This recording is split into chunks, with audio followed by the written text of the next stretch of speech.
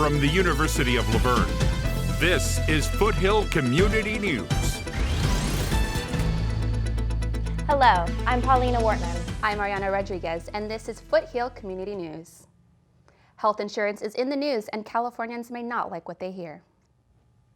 According to state officials, Californians who do not have health insurance will soon have to pay a fine, and it could be hefty. Under a new state law that goes into effect January 1st, Californians will have to have health insurance or face a tax penalty of up to $2,000, depending on your income and family size. The state is offering financial assistance through Covered California for those who qualify. The enrollment period for health insurance is going on now through January 31st. Health and well-being are part of a new focus at the University of La Verne. The school just opened doors to a new wellness center. Reporter Chanel Ramirez was there at the grand opening. Earlier this month, dozens of students made their way to 3rd Street, where the Randall Lewis Center for Wellbeing and Research opened its doors for the first time. I'm here because I want to get in shape. I think it's really important, for our well-being, just to get a workout when you're stressed, or just if you want to get in overall shape. Yoga, stress management, and total body circuit training are just some services the Randall Lewis Center provides to promote a healthy lifestyle. If your well-being is suffering, it's very, very hard to learn and to thrive in other areas of your life. So we're really here as a resource to boost everyone up, to be at their best, to take advantage of their education, and to go on to live full lives. Students are feeling a lot more pressure, and they want to be successful. And sometimes it can be overwhelming. The development director for the center, Julie Wheeler, says working out along with healthy lifestyle choices can help. What I've been telling students, what they can do in their lives that are really helpful is get sun.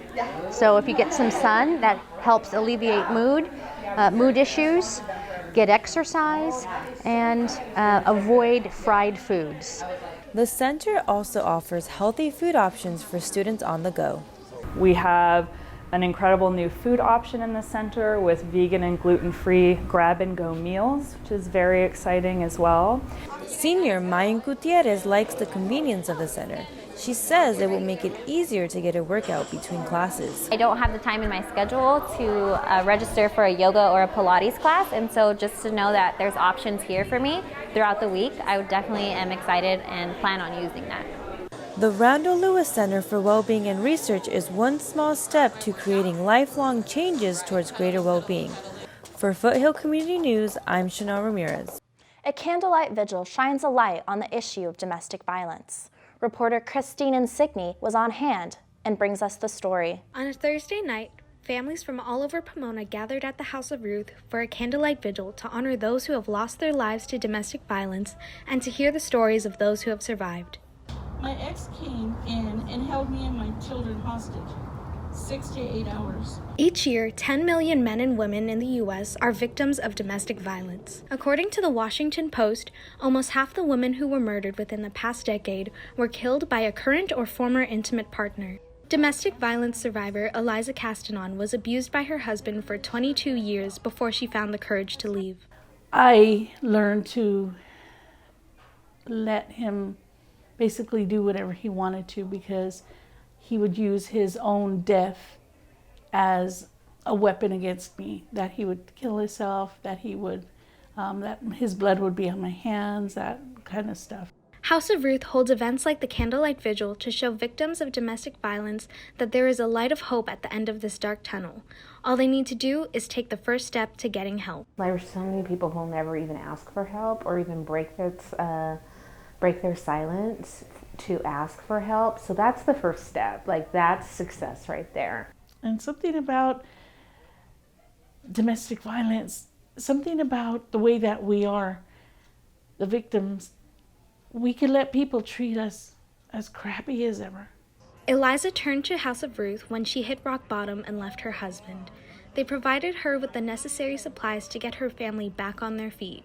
We have the emergency shelter, we have transitional shelters, we have the counseling department, community services, prevention, and housing. The vigil ended with a prayer of remembrance and a prayer of strength for those still caught in the web of abuse. Only you can restore the hope and joy of the abused. Reporting for Foothill Community News, I'm Christine Insigni. It was the deadliest mass shooting in American history. It's called the Route 91 massacre that took 58 innocent lives and injured nearly 500 people at the Las Vegas Music Festival. 2 survivors of the shooting were University of La Verne graduates. Reporter JC Theory talked with them about their journey to recovery on the 2nd anniversary of this tragic event. It was a Sunday night in Las Vegas, the last day of the Route 91 Harvest Country Music Festival. For Brooke Soto, who was visiting friends, it was the highlight of her weekend. Sunday's always like the best day. I don't know why, but it's always the best day. Katrina Hanna was also in Las Vegas for a bachelorette party and decided to go to the festival. After the first song or two, everyone was like, okay, we're done. Time to go home, but I was like, no, I don't want to leave. Shortly after 10 p.m., they realized something was not right. I heard a noise and I asked the people around me, I was like, what was that? And someone was like, sounds like firecrackers. Like, it was like popping sounds, but I almost thought at first that it was like pyro or something from the stage, and I remember thinking it was weird because it was only on one side of the stage.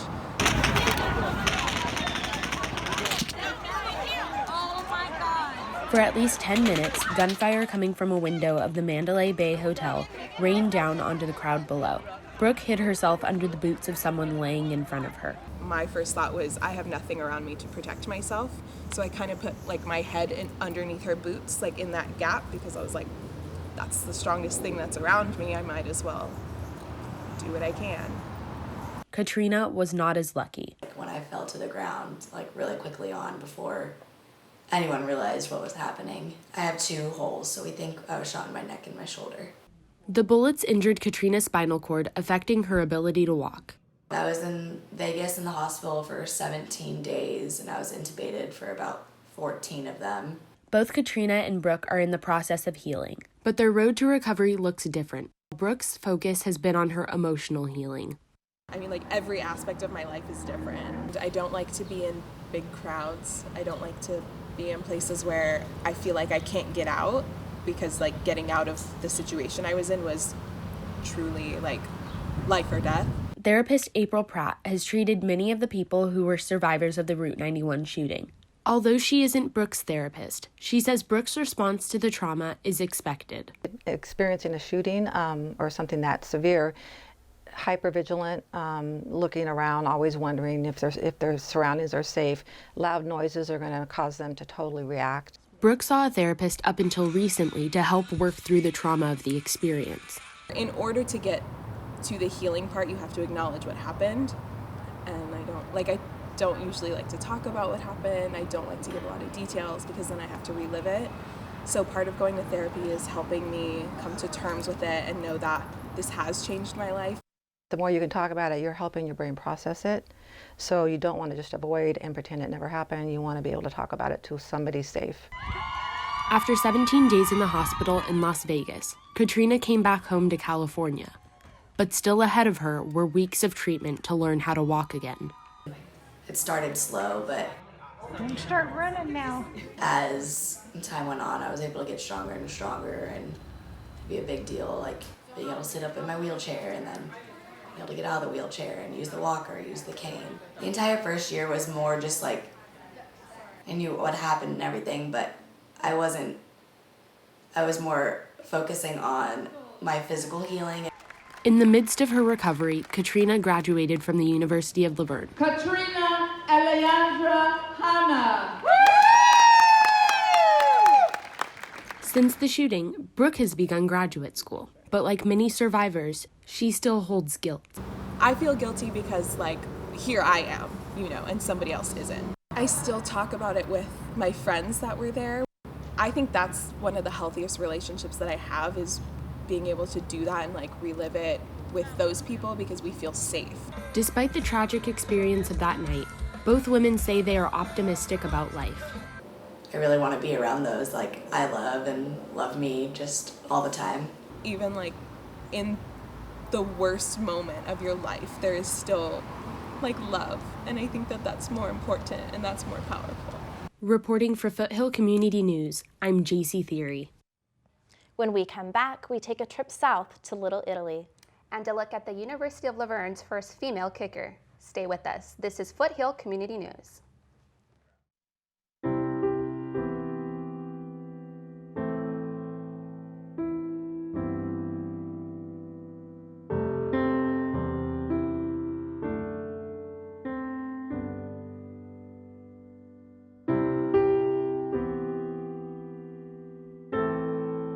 Serving the nation's poor and vulnerable regardless of faith, and advocating on their behalf, we are Catholic Charities.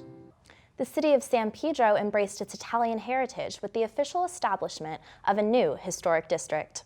Reporter Brianna Estrada takes us to Little Italy for a celebration of culture, food, and the Italian experience. A little piece of Italy has officially marked its spot in the city of San Pedro. Locals and visitors from all over Los Angeles came flooding into the port city to celebrate the new historic Little Italy district. We celebrate today like Italians. I'm so proud to be an Italian. This is my home away from home. Food, music, and people filled the streets of San Pedro for the festa. Despite the Los Angeles area being home to the third largest population of Italian Americans, never before has the city had its own official Little Italy district, until now. San Pedro is a city known for having a large Italian American population. The city drew immigrants in during the 1900s because of its ports and fishing industry. Dad came to California and he just loved it. He says, we're moving. And he was a fisherman, and my husband's a fisherman. He's from Italy too. He's retired now. But it really means a lot to me. For many Italian Americans, this new historic Little Italy district means having a home away from home. We were born in Italy, so this is very special. Those who came to celebrate San Pedro's Italian roots were treated to a special performance by homeless opera singer Emily Zamorka, who was discovered singing in a metro subway station.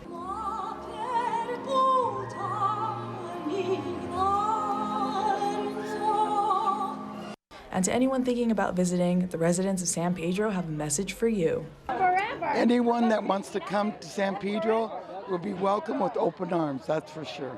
If you're in town, make sure you make your way to the historic Little Italy district and enjoy a slice of Italy in LA. Reporting from San Pedro, I'm Brianna Estrada, Foothill Community News. A celebration of Mexican culture took place closer to home.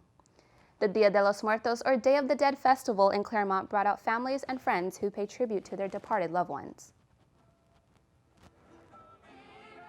We're celebrating the tradition of Dia de los Muertos, and being Mexican, I want to have my children exposed to the traditions of my heritage, of my background, and my upbringing. Families place offerings and photos on altars in remembrance of those who have passed. The holiday originated in Mexico and Central America and takes place after Halloween. The opening of a new center in Pomona was cause for celebration. Reporter Raylene Lopez says the center is a place the LGBTQ+ community can call home. A ribbon cutting, drag show, and community bonding all took place at the grand opening of the Pomona Pride Center. The new center, housed at St. Paul's Episcopal Church, fills a much-needed space for the LGBTQ+ community in Pomona. We're small right now, and we're looking at, just providing like workshops and, evenings and game nights. But, I really want us to be the, Los Angeles LGBT Center, but in Pomona. The city of Pomona has been gay-friendly since the 1970s, with several clubs in East Downtown. During this time, being gay was controversial, but the city was still accepting. President Frank Guzman and other members of the community wanted to do something for years, but never found the time. We felt it was time. We felt that it was time to stop talking about it and start doing something. The center's goal is to provide a safe space for members of the LGBTQ+ community and their supporters. As a parent, there's parents here in the community that are not very open to any kind of relationship. And I just want the center, as a parent standpoint, to, hey, we have this information, it's not scary, it's okay. The younger kids, they express themselves differently than we did back in the days. For many people, it's not easy to come out about their sexuality. If you are having that struggle about coming out, if you're having that struggle about being a transgender, or if you're having any trouble, then you have people in your corner who are willing to be by your side every step of the way. The center welcomes all to workshops, games, and social events, in the hopes of spreading inclusivity. It's also important to promote awareness and understanding of the LGBTQ+ community to the city of Pomona at large. While the organization is new, they have great things in the works. The Pomona Pride Center will also be hosting a Pride Festival this summer. And they're looking ahead. The center hopes to offer clinical services, testing, and other quality of life services to aid the community. For Foothill Community News, I'm Raylene Lopez. Still to come, a look at events happening around the town. And a group of locals dig deep to help the environment. We'll be right back.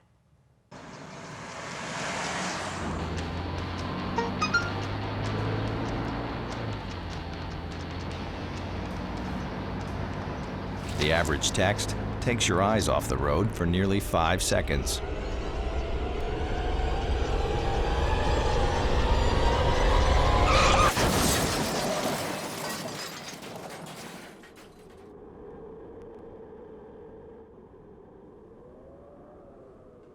Volunteers in Claremont got down on the dirt to help make a community greener, healthier place.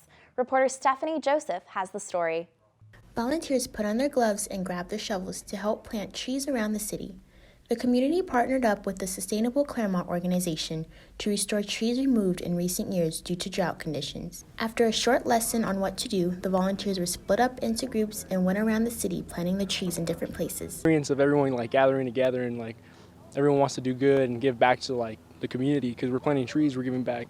We're giving back to Earth and all that, and I think it's just a great experience. Everyone. CAL FIRE and California Relief donated a variety of trees like the Tippewana Tipu, Norfolk Island pine, and many more species that were considered helpful to the environment.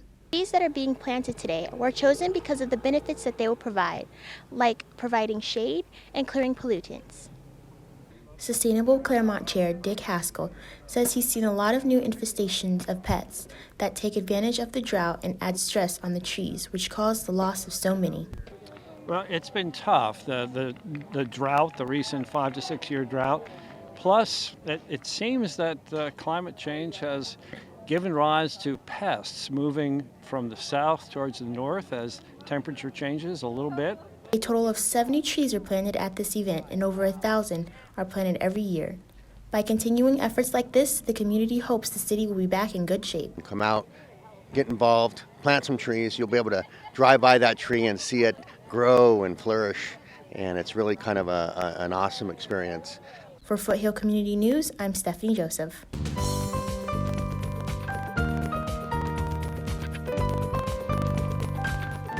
Looking for something to do? There's lots going on around the town. Calling all car enthusiasts. If you love cars and giving back to the community, then you don't want to miss the Cruisin' Laverne Holiday Car Show and Spark of Love Toy Drive. The car show will be held on the streets of Old Town Laverne on November 23rd from 10 a.m. to 4 p.m., and those who attend are encouraged to donate a new unwrapped toy for the toy drive. For more information, go to cruisinlaverne.com. The Pomona Fairplex is hosting Fall in the Farm, a free day of fun to teach kids about American agriculture. During this hands-on event, children will get the chance to experience gardening workshops, rope making, and much more. The event is Saturday, November 23rd from 9 a.m. to 3 p.m. at the Pomona Fairplex. The University of Laverne Theater Department is putting on a series of short plays called Facing Our Truth. 6 plays that run 10 minutes takes on subjects such as racial identity, stereotypes, relationships, and more. The plays run from November 14th through November 24th at the university's Daily Theater. Take a new look at Jupiter through an art exhibit and talk called Juno, A New Renaissance. Artist Theo Clark explores how the NASA mission to Jupiter impacted history, science, and art. The talk takes place November 18th at the Harris Art Gallery in Laverne from 11 a.m. to 12 p.m. and is free to the public. A solo exhibit on the benefits of nature will be on display at the University of Laverne Harris Art Gallery.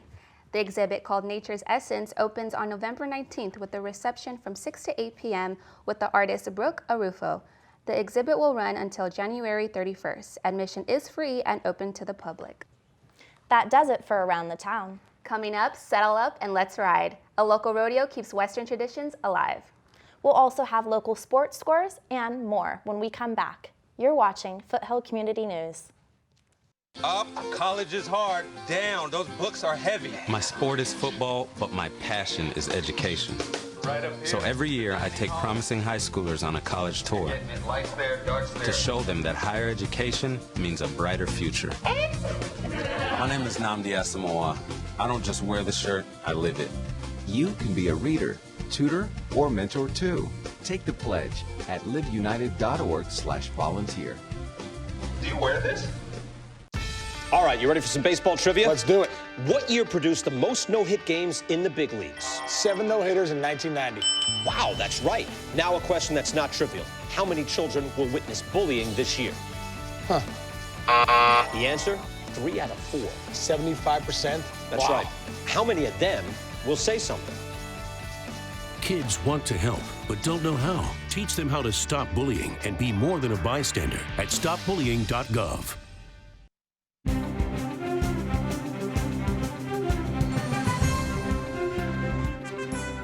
Joining us with the latest in sports is Charles Green. What's going on in the sports world, Charles?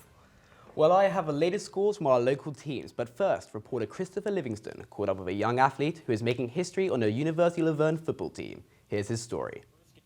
It's the first game of the season, and Mika steps up to attempt a 26-yard field goal. Kick is up and it splits the uprights. Welcome to the NCAA. Mika Makakau is a freshman place kicker and the first ever female football player for the University of Laverne. She made a name for herself playing for the Iolani School in Hawaii, where she set the state record for the longest field goal kick by a female, 44 yards. I really have a passion for football, and I wanted to make a statement for women. Mika is the 13th female to ever play men's college football. All have been kickers. Oh yeah, there's definitely pressure. I'd say I'm doing pretty well with it. I guess the only thing that comes with it is just making sure you focus on what you have to do. Makakau was first introduced to the sport through her family. All of her siblings played football, and being away from her family has been one of her biggest challenges. It's nice to know that you have your own family supporting you, but now that I'm in California, I have a new family to look forward to, which is my team. On the field, Mika is a backup kicker, but while some critics might question her abilities, head coach Chris Creek says he has no doubts. She knows what football is about. I think she embraces and loves the fact that it's a contact sport. And there's not really a situation I wouldn't put her in, where that she couldn't handle. As for being the only female on the team, Makakau has proven to her teammates that she belongs here. She does the workouts. She plays with everybody else, compete against each other. Just another person on the team. They treat me like any one of the boys on the team, and that's what's so good about that whole brotherhood aspect that I like. Mika has only played one game this season where she nailed a 26-yard field goal, but she's only a freshman and intends to play until she graduates. She also hopes that her work on the field will also send a message to inspire other women. Women can do anything they put their minds to, really, if they work hard. Reporting for Foothill Community News, this is Christopher Livingston. The University of Laverne's football team got its season back on track with a big win against Occidental. The Leopards' defense intercepted the Tigers 5 times to help them to a 27-20 win. Women's volleyball competed in a 5-set thriller against CMS on senior night. P. Clemens led the way with 19 kills, but it wasn't enough to defeat the nationally ranked 5th Athenas. It was a tough end to the season for both ULV soccer teams. The men's team fell to a 1-0 defeat at home against Chapman on senior day. This marked the Leopards' 5th loss in 6 games. The women's team also came to a frustrating end to what has been a poor season. They lost 4-0 away at Occidental. In high school sports, San Dimas High Volleyball enjoyed an impressive run in playoff action with wins over Century and Summit, but fell to Linfield Christian in quarterfinal action. San Dimas football continued their impressive season with a 56-point thrashing over Wilson High. They move into playoff season football against LaSalle. Also entering playoff season football will be Bonita High. The Bearcats will face Highland in the first round after they recorded a 39-23 win over local rivals Claremont High. And finally, Damien High football suffered a narrow 27-24 defeat against Los Osos. Despite the loss, the Spartans have booked themselves a playoff game against Camarillo High. And that's all for this week's sports. Thank you, Charles. Charles may be from across the pond in Mariel, England, but he recently got to experience a bit of Western Americana at the San Dimas annual rodeo show. It was all smiles and excitement as the city of San Dimas held its 25th annual rodeo weekend at Horsechief Canyon Park. People from all over Southern California came along to get a glimpse of traditional rodeo action. I think it's just good old American fun. Just being with our roots here and celebrating all that is American, young, wild, and free, right? I love rodeos. I love the events that go on, and it's really entertaining. This year's rodeo included bronc riding, bareback riding, team roping, and steer wrestling. Of course, though, it's a famous bull riding event that drew the crowd. The bull ride. I'm not gonna lie, because every time I do a mechanical bull, I fall immediately. So I want to see how good they do, you know what I'm saying? The San Dimas Rodeo was founded in memory of Ted Shoemaker, a man who loves his family and country and believed the great city of San Dimas deserved a rodeo to show off his love and passion for the Western culture. The owner of local Western store, Ruthless Cowboys, says this event speaks to the community values of Western lifestyle. It's one of the most amazing rodeos that you'll ever see. We have a great staff here. We have an amazing community here in San Dimas, and we're still that original old school cowboy riding, bull riding type of environment. Cowboys and cowgirls from all over America and around the world traveled to the event, where they competed for cash prizes. For volunteer Gail Mason, the rodeo is also a way of showing American pride. You know what, I think it's just our philosophy that we really believe in America, and rodeos as American as you can get. Junior Miss San Dimas Rodeo, Nomi Viduzo, says everyone should experience a rodeo. Just come out and hang out with us, because there's no way to really understand rodeo until you watch it. Proceeds from the event will go to fund educational scholarships. Reporting for Foothill Community News, I'm Charles Green. That's all we have for you today. Join us next time on Foothill Community News.